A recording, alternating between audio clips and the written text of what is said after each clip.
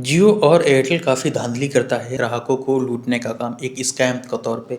ये scam direct तो नहीं है पर इनडायरेक्ट तरीके से इस्तेमाल होता है। जैसे कि वो कई बार जब आप फ़ोन में रिचार्ज करवाते हैं तो 1 जीबी या 1.5 जीबी या 2 जीबी या 2.5 जीबी इस तरह से रोज़ाना का प्लान होता है। लेकिन जब आप चेक करने जाएँगे तो वहाँ पर अगर साल का प्लान लेंगे और उसमें भी 2 जीबी या 2.5 जीबी प्लान मिलता है एयरटेल में भी और जियो में भी। लेकिन दिक्कत इस बात की है कि रोज़ाना का वो 2 जीबी या 2.5 जीबी ही मिलता है।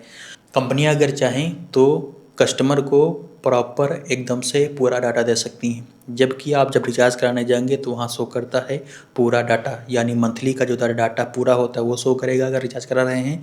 अगर साल का रिचार्ज करा रहे हैं या 6 महीने का रिचार्ज करा रहे हैं उसमें भी पूरा डाटा शो होता है कि ऑल डाटा कितना कस्टमर ने ले सकता है। जबकि आप कभी 2 जीबी डाटा इस्तेमाल करते हैं, कभी इससे ज़्यादा इस्तेमाल करते हैं, कभी कम भी करते हैं। ज़्यादा इस्तेमाल नहीं कर सकते, कम इस्तेमाल करेंगे लेकिन बचा हुआ डाटा वो चला जाता है। जबकि अगर एकदम से डाटा आपको मिल जाए तो आपके लिए ज़्यादा फ़ायदेमंद है। कभी आप ज़्यादा इस्तेमाल कर रहे हैं तो उसमें से आप ज़्यादा इस्तेमाल कर लें, कभी नहीं इस्तेमाल कर रहे हैं तभी बचा, यानी कि आपको अगर 50-60 जीबी डाटा एकदम से मिल जा रहा है, ठीक है, तो आप पूरे महीने में उसमें से चाहे 1 दिन में ही पूरा डाटा ख़त्म कर दीजिए तो चाहे 30 दिन में ख़त्म करिए, ये आप पर निर्भर है। ये आपका फ़ायदा है। कभी ऐसे इलाके में है जहाँ पर डाटे की ज़्यादा ज़रूरत पड़ गई, कुछ अपलोड करना है या कुछ भी ज़्यादा आप मोबाइल चला लिए या कुछ भी इस्तेमाल कर लिए तो वहाँ पर फ़ायदा दिखता है। अभी क्या है कि अगर आप 2 जीबी डाटा इस्तेमाल कर लिए उसके बाद नहीं मिलेगा आपको डाटा, प्रॉब्लम ये होती है।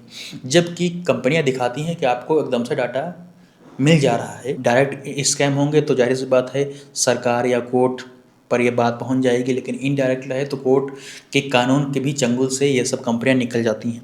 लेकिन इनडायरेक्टली इस तरह के बहुत से स्कैम करते हैं।